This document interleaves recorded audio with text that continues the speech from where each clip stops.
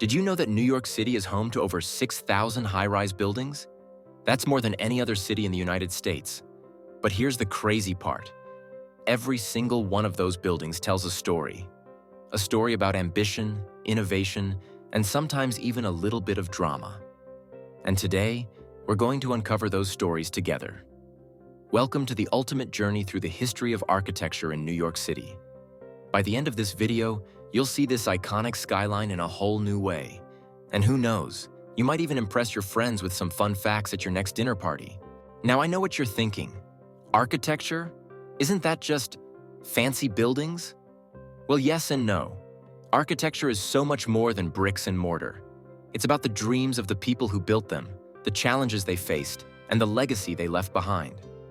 And New York City? It's like the ultimate architectural playground. From the Beaux-Arts grandeur of Grand Central Terminal to the sleek modernism of the Chrysler Building, every era has left its mark here.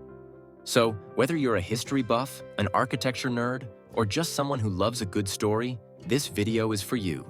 Here's what we're going to cover today. 1. The birth of a skyline.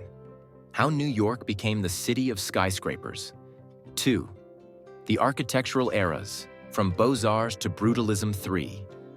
The stories behind the stones, the hidden secrets of NYC's most iconic buildings. And along the way, I'll share some surprising facts, a few juicy behind-the-scenes stories, and maybe even a quick win or two to help you see the city and its architecture in a whole new light. Ready? Let's get started. Let's start at the beginning. Why did New York City become the birthplace of the skyscraper? Well, it all comes down to two things: ambition and necessity. In the late 19th century, New York was booming. People were flocking to the city, and space was at a premium. But here's the kicker. The technology to build upward was just emerging. Enter the skyscraper. The Flatiron Building, completed in 1902, was one of the first to really capture the world's imagination. At 22 stories tall, it was a marvel of its time. But it wasn't just about height. It was about innovation. The building's unique shape was designed to fit the triangular plot of land at the intersection of Fifth Avenue and Broadway. And let me tell you, it caused quite a stir. People thought it would topple over in the wind. Spoiler alert, it didn't. This building wasn't just a feat of engineering. It was a symbol of New York's ambition. It showed the world that this city wasn't afraid to reach for the sky. And that spirit? It's still alive today. Now let's fast forward a bit.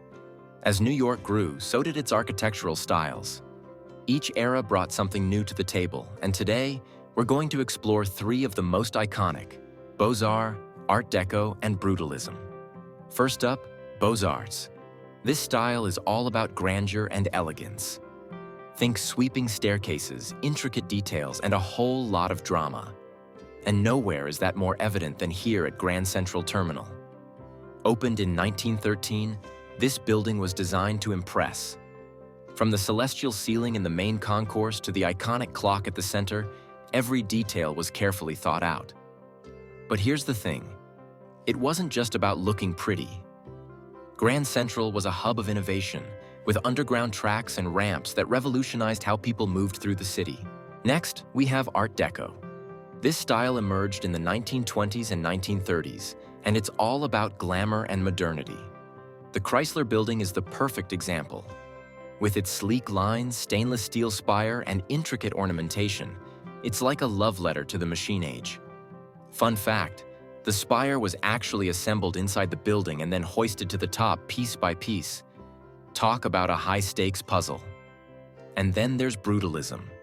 Now, I know this style can be a bit divisive, but hear me out. Brutalism is all about raw materials and bold forms. The Chrysler Building, designed by Ludwig Mies van der Rohe, is a prime example. With its minimalist facade and sleek bronze exterior, it's a masterclass in modernism. Love it or hate it, you can't deny its impact. All right, now it's time for the fun part, the stories behind the stones. Because let's be honest, every great building has a great story. Take the Woolworth Building, for example. When it was completed in 1913, it was the tallest building in the world. But here's the twist. It was funded entirely in cash by Frank Woolworth, the founder of the Woolworth retail chain. That's right. No loans, no investors, just cold, hard cash. And the building's Gothic design? It was inspired by Woolworth's love of European cathedrals. Talk about a passion project. Or how about the Guggenheim Museum? Designed by Frank Lloyd Wright, this building was so ahead of its time that people didn't know what to make of it. Some called it a washing machine, while others saw it as a masterpiece. But here's the thing. Wright's vision was all about creating a new kind of space for art. And love it or hate it, the Guggenheim has become one of the most recognizable buildings in the world. So, what's the takeaway from all of this?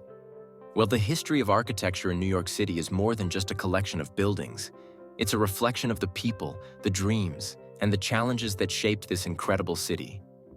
And the next time you walk through these streets, I hope you'll take a moment to look up and appreciate the stories behind the stones. Thanks for joining me on this journey. If you enjoyed this video, don't forget to hit that like button, subscribe, and ring the bell so you don't miss out on more stories like this. And hey, let me know in the comments, what's your favorite building in New York City? Until next time, keep exploring.